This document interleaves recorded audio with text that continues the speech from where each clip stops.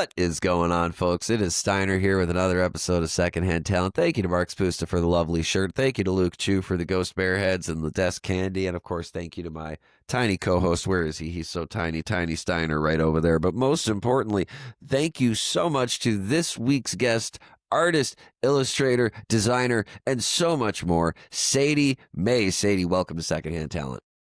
Hey, how's it going? I'm glad to be here. It's so great to have you on the show. And if the lighting seems a little weird in the room, we are actually filming this one in the morning, believe it or not. Yeah. We do that too. So we're a little discombobulated. We're getting it all together. It's going to be great. And we are going to start this interview out the way that we do with every other one. When I first reached out to you, Sadie, and let you know that I had a podcast called Secondhand Talent, was the first image that conjured up in your mind, just like when you heard the term?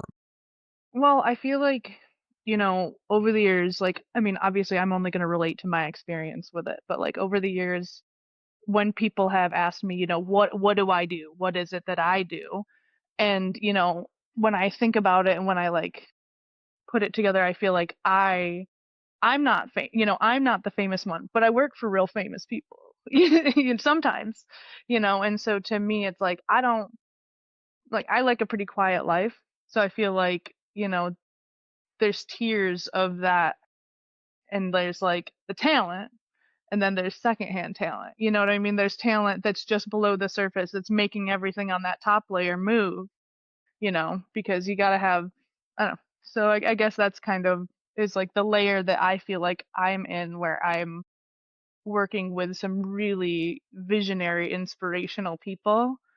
And like, although I'm sure my work probably is that to some people, like to me, I'm just living my life and drawing pictures, So But isn't that the best way to be, though, to have that feeling as you're going through it, even as you continue to work with, like you mentioned, these big influential artists in the scene. Isn't it much better to kind of be like, you know what, I'm in the right place, I'm doing my thing?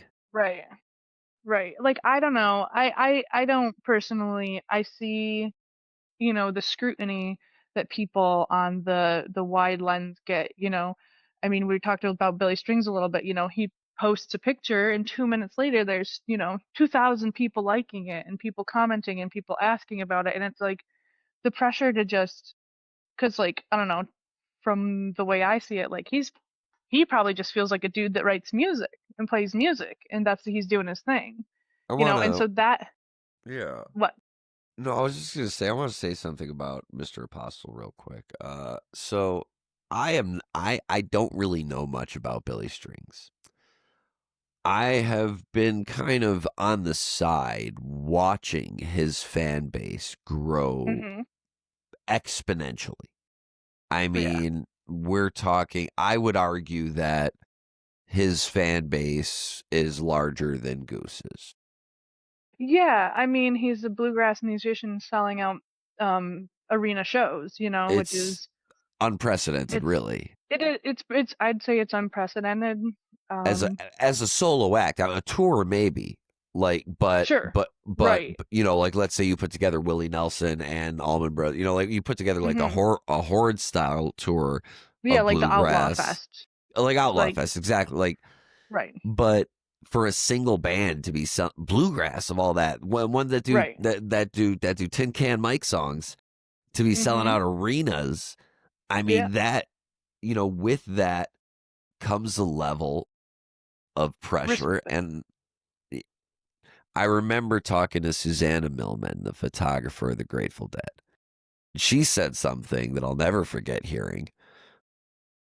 Season 3, episode 23 or something like that, or 20, one of those later episodes. But she said she firmly believed that, paraphrasing here, but that if Jerry could only play in dingy bars and blues cafes for the rest of his life, he'd still be with us.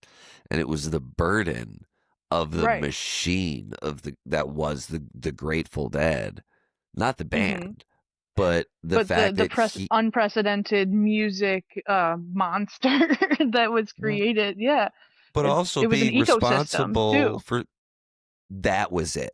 Being Hmm. responsible for so many people's livelihoods and kind of having this feeling, well, if I don't go on tour, these people won't eat. Right.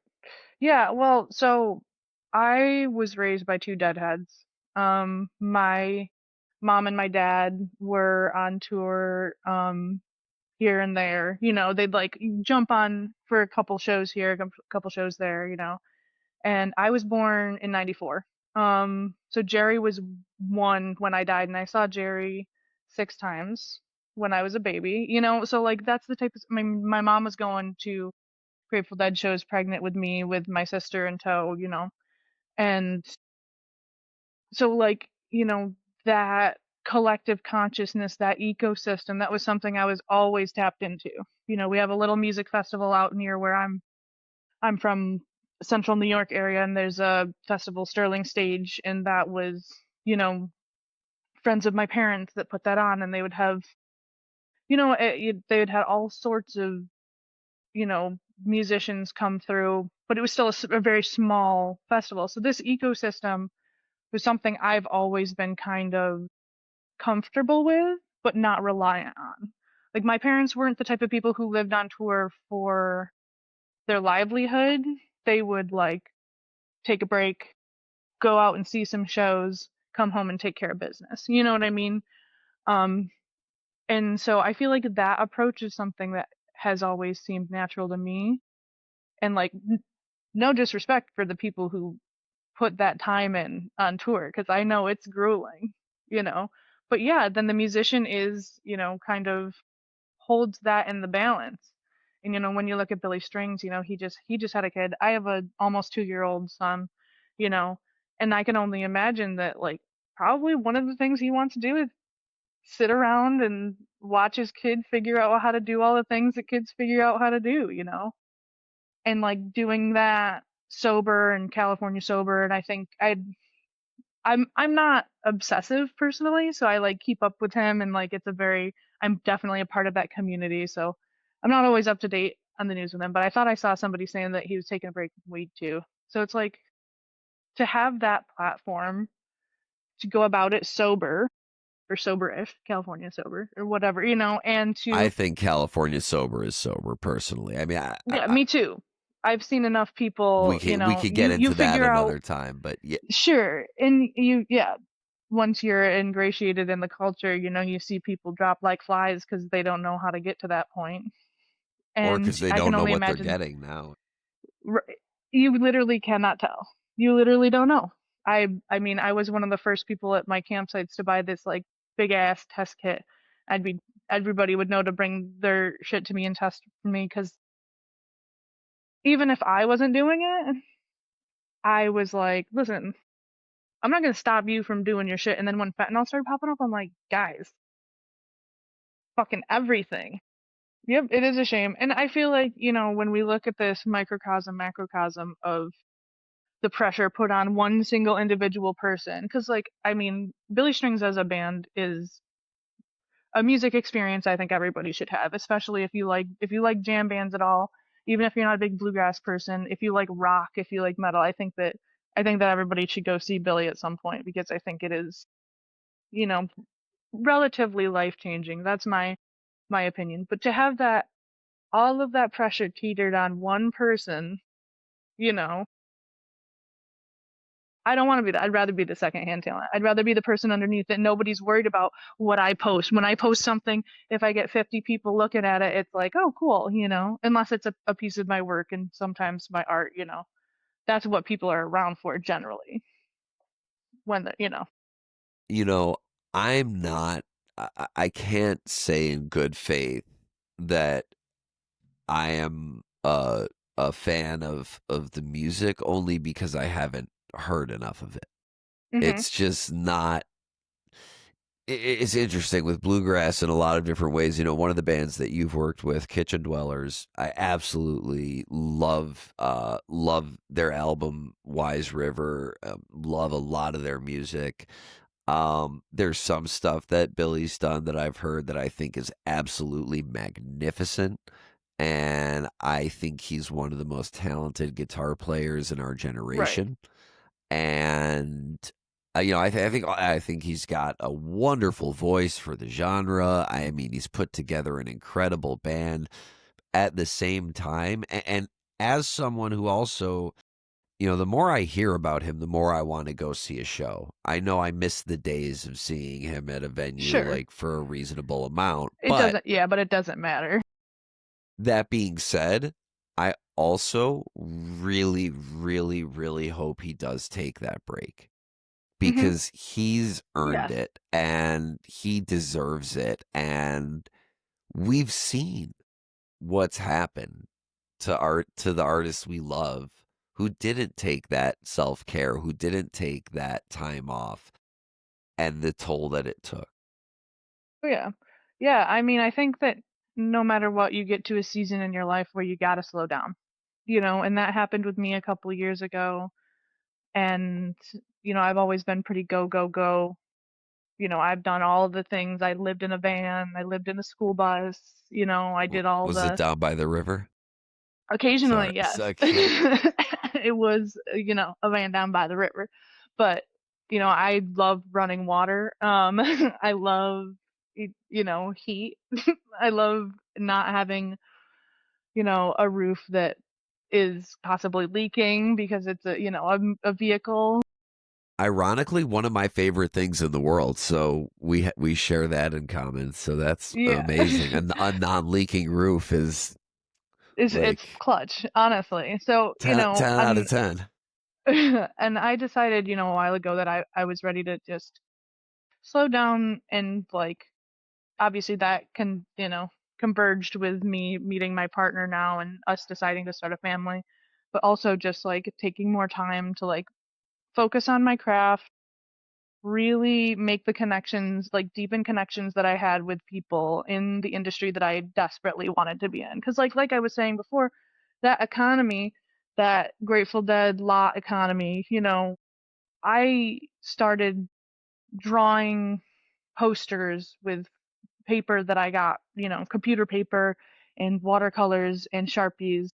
Really started doing it when I was like 14 or 15 and going to these, like going on lot, going on further lot and like having like Kinko's copies of, a ballpoint pen drawing of, some skeletons, and like I have always wanted to draw people and interact with people who understand the live music experience through visual art. Like that has always been my goal. Like from a very young age.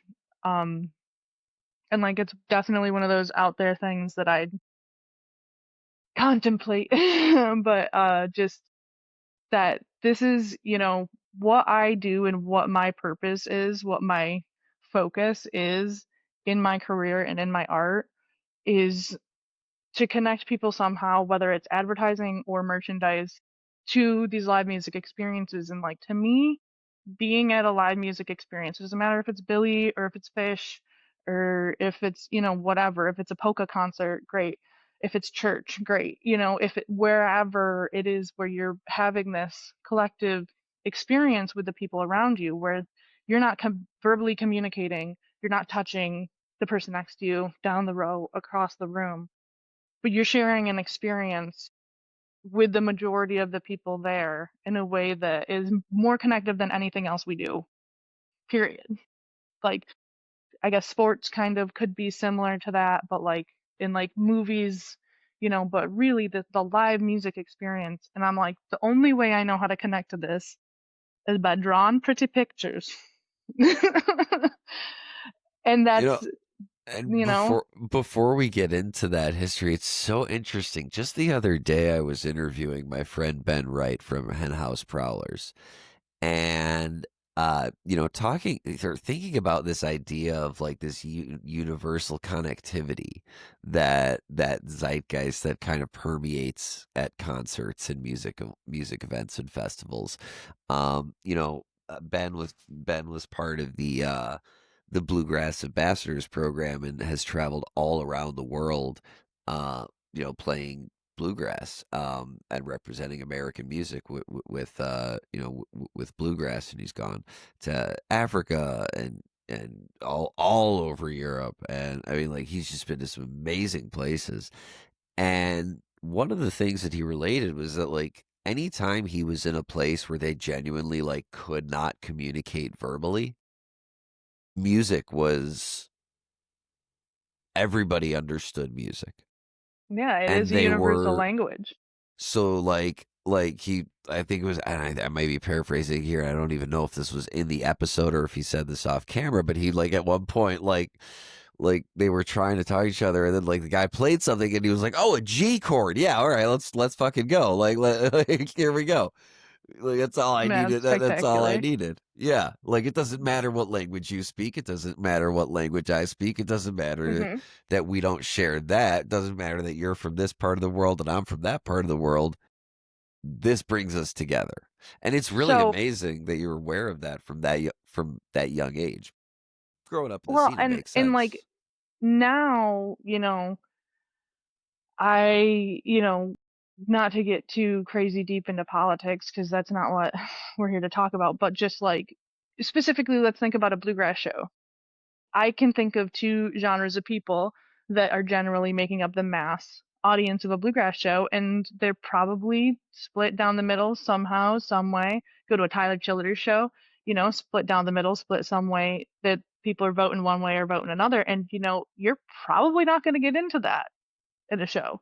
You're both enjoying the music and hearing the message and feeling, that connection with people that right now it feels like it's almost impossible to connect with some people, because of the turmoil. I I fully agree with that statement. And you're absolutely right. There's some people where it just seems like so out of reach just because of factors outside of our control. But yeah, feeling that uniformity at the show and just being like, we, no matter what, we may have particular views, particular beliefs about X, Y, or Z, but we're all here for the same reason. We're all Right. And here. Yeah. checking that at the door in a way, because I think it's important. I think political conversations are important. I think that politics are important. And I have my opinions, and I'm free, I have no problem sharing my opinions on what I know about. But also, I think that I feel like it's a little bit like parenting where, I love my son to death. He's one of the most important things in my life. And sometimes I need to get up and put him in the care of others and check it at the door for a little bit and go, clear my mind and clear my space and having like a space where I can be and exist, separate from that. And I feel like concerts, that like universal consciousness at a concert and like tapping into everything around you can take you out of, the hard shit that we have to do every day. And we do have to do it, but, you know, I that I little love escape. I love metaphors, and it kind of the imagery going through my head is just like, mama bear leaving the cub to go take a lap from the stream, and the stream Hmm. in this case being music. It's just having the perspicacity to and self-awareness to know when you need those times to be like, hey, I need a, you know have a few hours where I can just let go and tap into this zeitgeist of music, you know and that's an incredible place to be at, because that makes a better you, and a Right. better you makes a better child, Everything. family, everything. Art. Right. Everything is art. Everything is better.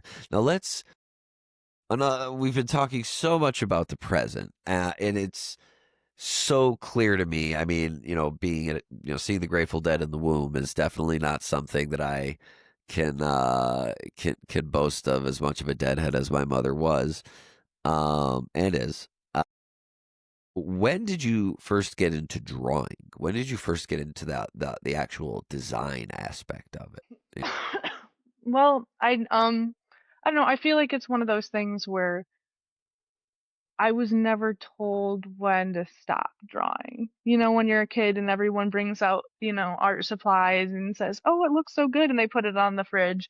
And I just never had anyone that was like, shouldn't you be focused on this? Shouldn't you be focused on that? It was always just support. And, I went through some phases in junior high and high school where I wasn't exactly sure where I wanted to focus that artistic, side of me.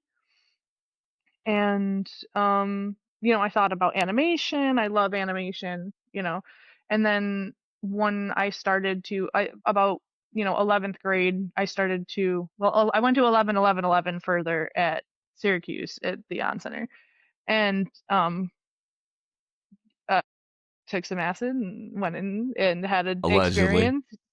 Allegedly, somebody did, maybe sometime, and had one of those kind of life-changing experiences where I was seeing that ecosystem from a different perspective.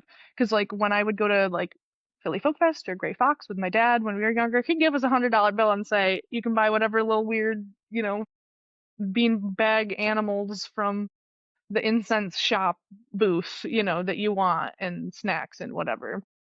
But when I saw that and I was like, "Oh, like people are selling posters, people are selling shirts, people are really, connecting in this way." So I feel like, when I was just before getting out of high school, I started focusing the art on, music art. And mm, you know, for me, my concert that of that caliber was just 2 years before yours. Oh yeah. Just about 2.5 years before yours. I managed to catch the May, I believe it was May 4th and 5th, 2009, the Dead, when they toured as the Dead with Warren Haynes and Jeff Chimenti and Bruce Hornsby. Maybe not with Bruce, but it was with Bobby, Phil, Billy, and Mickey. Yep. Yep. And I got to the venue. It was at the Allstate and or Rosemont Horizon, and I uh, I got off the train and I got to the venue and I was like, "What in the fuck is this?" Like, Yep. holy, like, and I had never been, like, I had been to a couple of concerts up till that point. But I music was just not that big of a deal to me until I was like In it. 15-ish. And then I was too young to go to the shows that I wanted to go to. I couldn't like get in. But the Dead, all ages, baby. And Oh yeah. at that point, it was I was old enough, but it was my first time ever seeing any member of the Dead live. And I walked in. It was a Friday, and somebody came up to me randomly. Or oh no, I saw somebody wearing a kippah, and I went up to him and I said Shabbat Shalom, because it was Friday night, and he said Hmm. Shabbat Shalom, and he gave me a piece of chocolate. I was like, enjoy the show. And I was like, thanks. Had no idea Well, what and I bought the ticket took the and ride. allegedly took the ride and woke up during Come Together. From was Drum Space Come Together in set 2, and I was just like, this is where I belong. So what's Oh funny, wow. the funny thing about that is that that night that I was talking about 11 11 11, which is also a full moon, which also like they were playing at 11 11 on 11 11 11, which I was just like, you know, um, but the moment that I realized that at live music like that you can have a collective conscious experience was during she's so heavy because this is the on center in Syracuse, so it's, a small arena.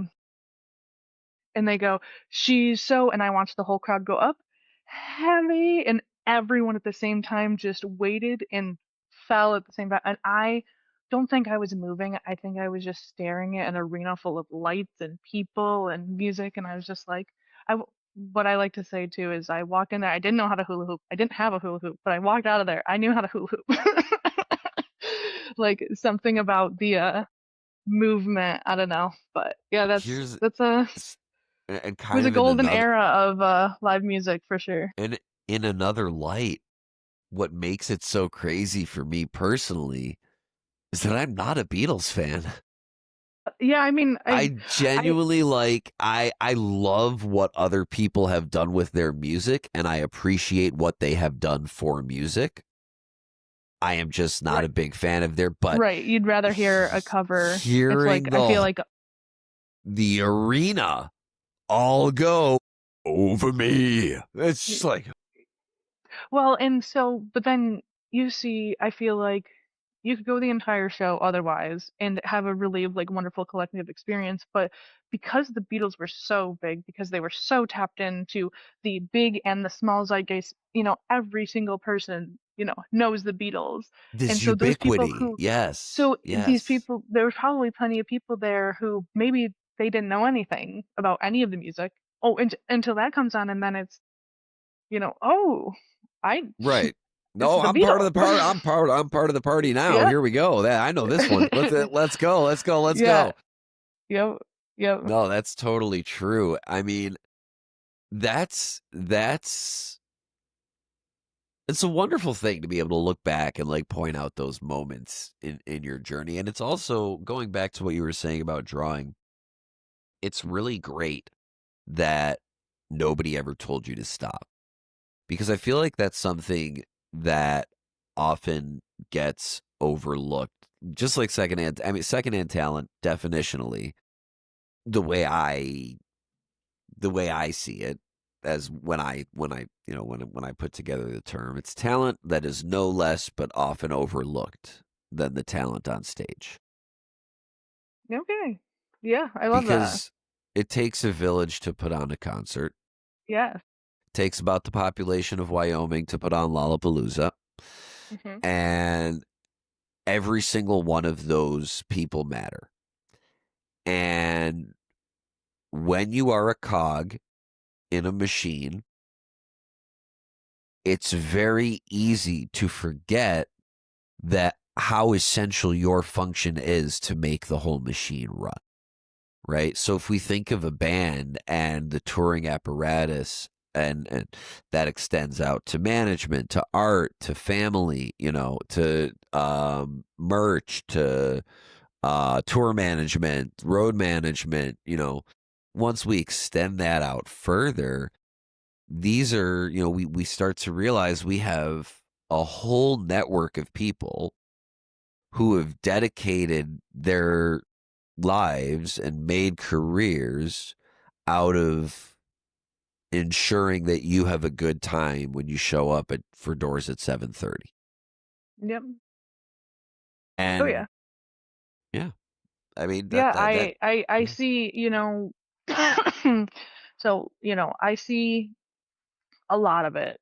I see not always personally like the touring, aspect of that, but also like when you get into any creative directing, you have to consider, okay, when are the tours being booked? Where are they going to be booked? What do you need to have, what do you need to have where? How many of this do you need to have for what, And that's just the merchandise side. That's not even the actual boots on the ground people, the techs, everything. It is a machine. You've worked with some rather large names, I would say. Including my favorite musician in the world, Holly Bowling. No, Yeah, I love no, Holly. no shade to anyone else. I love all of my friends who are musicians equally. But Holly is my favorite musician on the planet. She's she's sh- I So my favorite band is Green Sky Bluegrass. I feel like I probably should have said that earlier, but like I caught the Chicago shows when she was on tour with them. I think that I mean, I don't know. She's my favorite um combination. Like I love Green Sky, but actually my favorite band is Green Sky with Holly Bowling. Like certainly I saw them at Pier 17 in New York a few years back and just I mean, I don't know. I think that she's just the cherry on top. Um, And she's so nice. She's oh such a yeah. good person. I've had the opportunity to meet her a few times, and she is just one of the kindest people. Um, and I remember being at a show of hers in Evanston a few years ago, and she dedicated the encore to her piano instructor who was in the crowd. Aw. And it was, That's a tearjerker. oh, all of us in the room, all of us, just like, there Yeah. was a line. There was a line, I tell you, of people lining up to thank this woman for teaching That's Holly how to amazing. play. It Right, was because she wouldn't beautiful. be there. That's Yeah. secondhand talent, though. That Yeah. piano teacher, and again, it's not just about the people who are on the show. It's Hmm. about everybody in the spaces, that they occupy. I were talking earlier.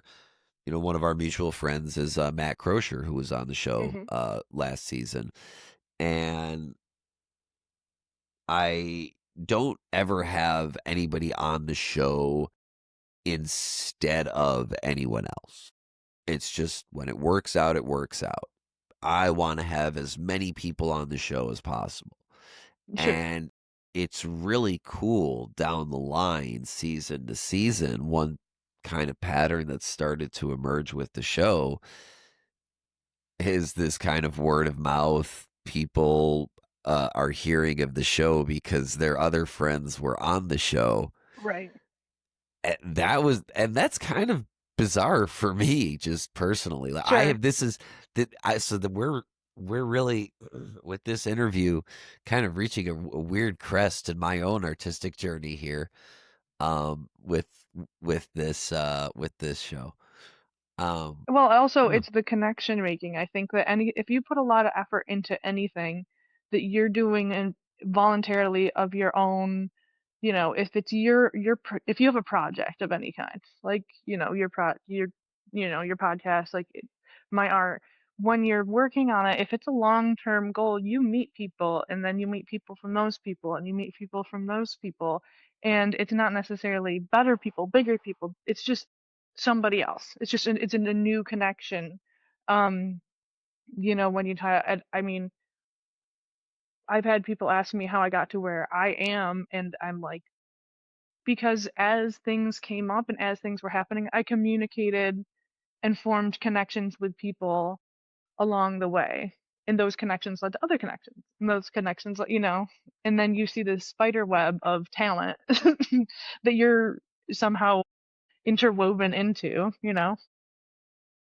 Yeah, somebody, and it, I don't, and what's interesting is I don't see myself as a part of that web. Um, I created Secondhand Talent because so many of my friends are in those spaces. Matt, I mean, let's just talk about artists for a second. Matt, Jack Firestone, Mark Serlo, Ryan Kerrigan, Caleb Williamson. I'm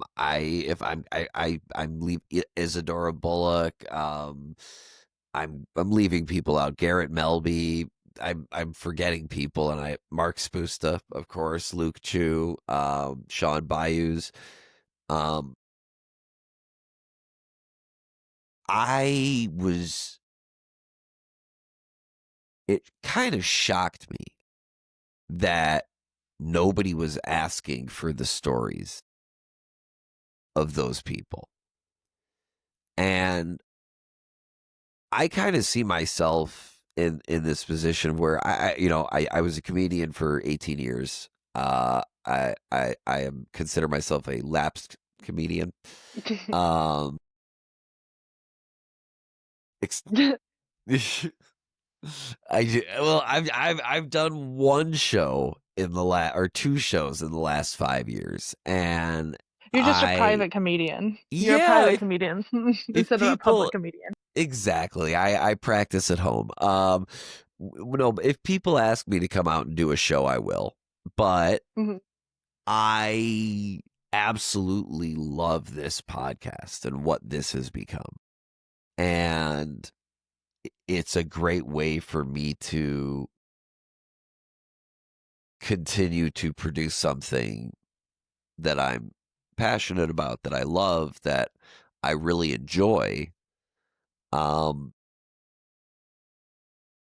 and to be able to, I hate using our tagline, but shine the spotlight on the people who shine the spotlights, and let the people know, hey, when you're at the There's people show, behind. There's a man behind the curtain. well, Like, not just that. It's that there are so many people behind the curtain doing so many different things. B, when you're at the show, say thank you. Be kind. Like right. This is a to privilege. Like, being able to have those connective experiences, like that is a privilege that we all get to experience together, and it's based on the backs of hundreds to thousands of hard working individuals. Yeah, and their stories deserve to be not yeah, I just love that. heard and told, but their stories deserve to be asked for. Yeah, I love that. That's in, it feels, I feel like I'm still like, I don't know. I feel like my story has so much ahead of me that I don't stop to think about what has gotten me here either. I'm not thinking about that because I'm thinking about today, I'm thinking about tomorrow, I'm thinking about 2 months from now when I have a poster, like, I will say this: be proud of where you're at. I appreciate that. Do I do am your proud of, because do yourself that favor, because because you owe it to yourself. And I also was in that exact same place for a little while with the show, where I was so upset about what it wasn't. I'm going to put that in air quotes for all of right, our listeners. the expectations. Go on YouTube and like and subscribe so you can see the air quotes.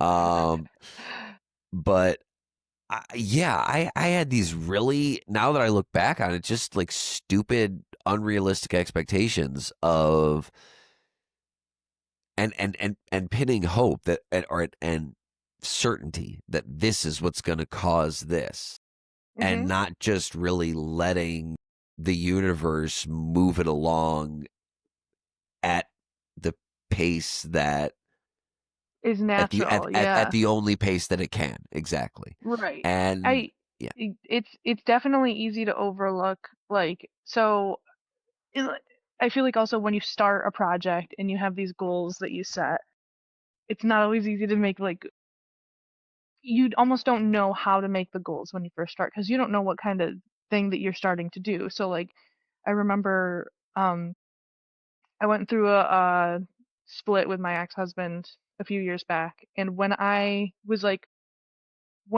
before I left him and then like into leaving him, I got a therapist. So like she's helping me make these goals, and one of my goals, I had to set a goal for my work. I had to set a goal for my work. And I said in 3 years I want to do a Billy Strings poster.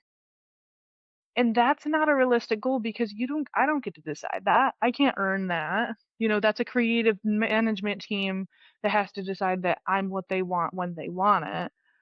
And the 3-year mark came up on that goal, and I had still had it in my head. Once a year I'd post on Facebook and tag Billy Strings, and I'd have all my buddies from all the Billy Strings shows that I've been to, and just like, give this girl a chance. And it's like, well, he doesn't manage his creative team, he doesn't. It's not actually, he's doing other shit, he's making music, he's hanging out, he's doing whatever. But when that 3-year goal came up, and I'm just like, well, still like nothing. But I'm like, man, I have worked with Heart, I have worked with Trey Anastasio, I have worked with bands that I could never dream of working for. I've worked with legends. I've done, I've put names on posters that when setting that 3-year Billy poster goal, I did never even considered that because I was so, focused on this one kind of weird, awkward goal. But along the way, I just was like, well, if I keep working, eventually I'll get there. And I didn't necessarily get there, but I got somewhere that if I had just gotten a Billy Strings poster, because like I mean, you could just be a person and just get hired for a job and then that could be it. That could be like, there's no organic growth to get to that point. There's not the connections that I'd make, you know, working with, creative directors like personally who, have all of these different projects going on and them being my friends that I can be like, just like, hey, how are you doing? How was your Christmas? How are the kids? Like things like that. This isn't just, you know, work for me. It's a lifestyle at this point. And if I had just gotten a Billy Strings job, who knows? That's It, I that's great. mean, I would still love to do a Billy Strings poster, but at the same time, I mean, this is, a quarter of the paper that I have in here. These are all wow, 18 by 24 prints, wow, stored. And so I've been doing something. I've been at it. clearly, Yes. and there's nothing wrong with setting goals for yourself, but like setting it, don't set it as a terminus. Maybe like if I don't hit this, then I'm done. Like when I saw your poster come up for this most recent tab tour, like I was blown away by that. And I think if I can find the image, I'll pop it up on the screen here. Wait, I But do it, have it oh, if right you here. have one handy, then that would Oh be yeah. even better. But Yeah. I was so impressed with that poster. It made me want to check out more of your art. And the more I dug into your art, the more I was Mhm. like, That's the gold foil. Yeah. that's just stunning. Thank you. Oh, so cool. But the moment I saw it, it made me want to check out more of your art, and then the more I checked out, the more I was like, "Oh yeah, this is definitely like." So if you're ever at a point, or if you're still at a point where you're potentially like thinking like maybe it, no, you are 100% doing something right, and it will come. And that's the thing is just like you said, you can't predict it. There are folks who I have asked on to be on the show on a wing and a prayer, and they say yes, and I'm like, Right. Yeah. So that Trey poster. So I had done one for Wonderland. So I had gotten the creative director's email. Um and I did one for Wonderland, which is in Lafayette, New York. And I was like, hey, like I know you like using local folks. Like, would you give me a shot? And he gave me a shot, and he loved it. It sold out my APs. Like I was happy with it, but I also, when I was designing it, I think I was like either freshly postpartum or like about to have a baby. So like there's definitely some things that like not in that physical and mental mindset, is a little bit easier to design with more intention. But I did the Lafayette poster, and then um my mom was over here. My mom and I are best friends. And she goes, "Hey, Trey's coming to the landmark." On my email, and I shot a yeah. little message, and I was like, it's like, oh, let me shoot in the dark and see if I can, throw one back to, and it was yes, and it was one sketch, and it was just move, move, move, and the whole time it just felt like everyone was happy with it. I was happy with the sketch, they were happy with it. We did some font editing, before we got to the very end, but like it was so smooth, and it's like it's not always like that. Well, of Not always course like that. not, but like it's great to hear that. Yes, that, to me, that feels like an affirmation that like I know what I'm doing. Like, even if I have this imposter syndrome, like, because like I don't, you asked me before we got on, if I screen printed it, and I don't, like, I have played around with it, but like I live in the middle of nowhere.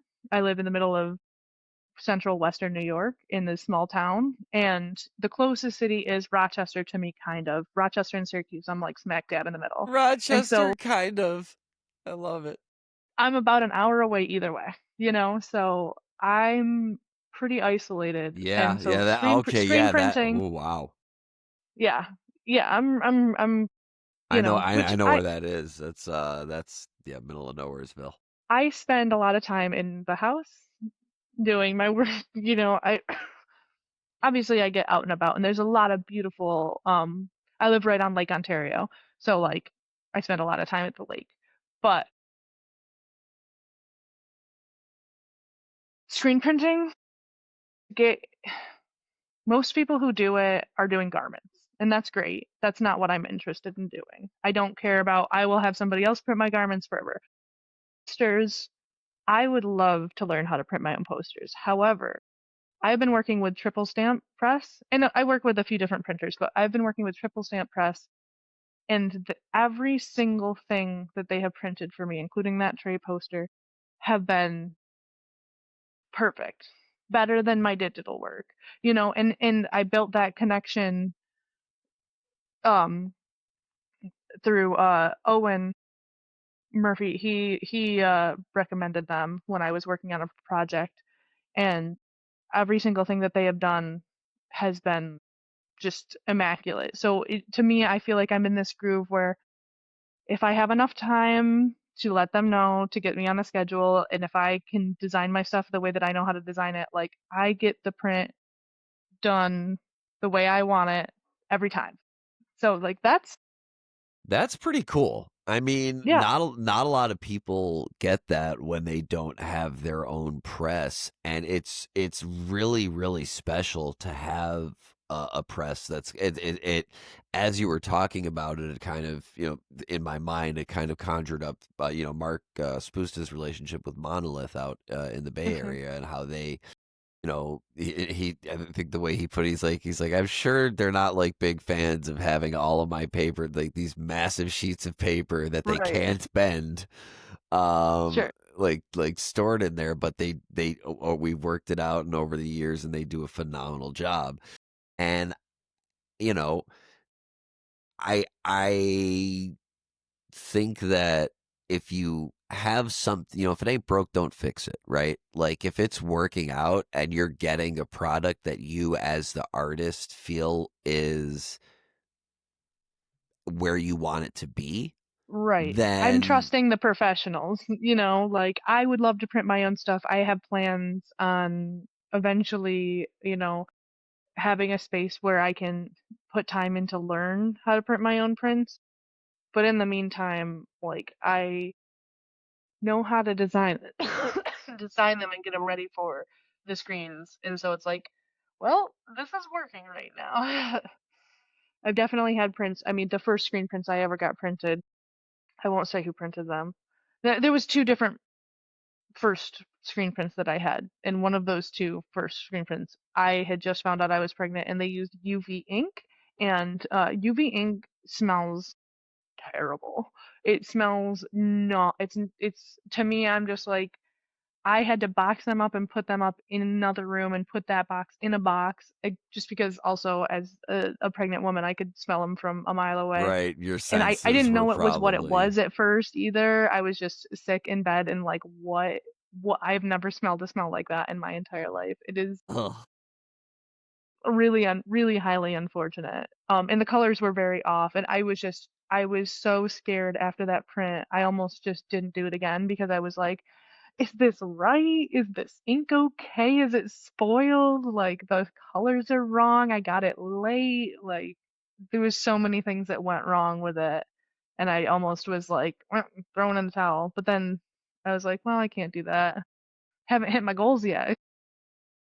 there you go. I mean, well, that and the upside to having a goal for doing a Billy poster is that like there is still something to reach for.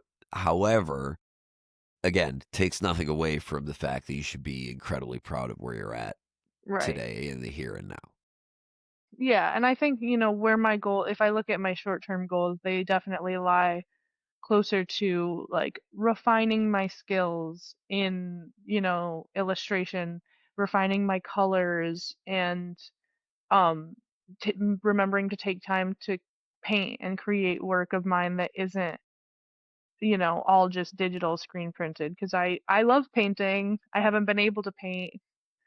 Um I have all my I had them all hung up downstairs, but we did some renovations, so I've got a stack of my paintings just staring at me in my studio all the time.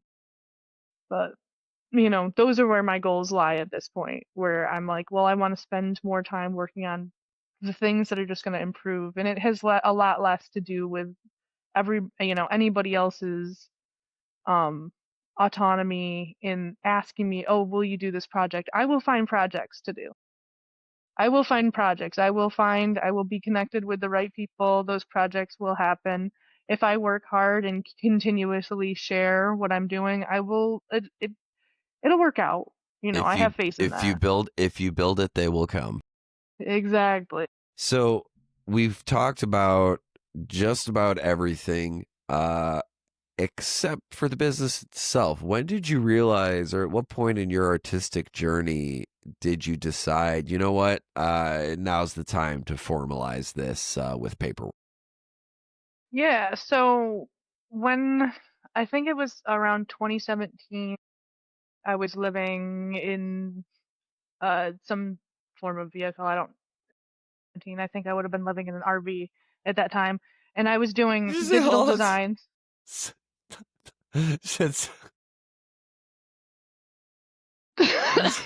you said some sort of vehicle? Yeah, yeah, yeah, Okay. yeah. Well, I was desperate to live in a vehicle for a while. I don't know. It's Oh the my God. freedom, you know? Um, because, well, I did a bus, I did a van, I did an RV, so living in some sort of vehicle. But I was mobile, so it matters. It matters. I was mobile. Okay. So, All right. so I had my iPad and I was doing these designs, and I started doing print to order designs, and I wanted to open my Etsy. And when you open Etsy, you have to have like text, code, and you can do it one way or another way, but basically the easiest way for me to go about it at first was just become a sole proprietor, register. I registered with my home state of New York, and then I did the sole proprietorship for which, I mean, it kind of still is a sole proprietorship even though it's an LLC, because I don't know. Because taxes are hard and Reasons. because Reasons. of tax reasons. Reasons. Um, Reasons. Yeah. but I decided I had started selling some print to order, Billy Strings fan merchandise. This one actually is one of my oldest rockin', it's like classic, little metal goat. This is one of the like returns that somebody gave to me one time, and I was like, all right, I'll keep it for a comfy shirt.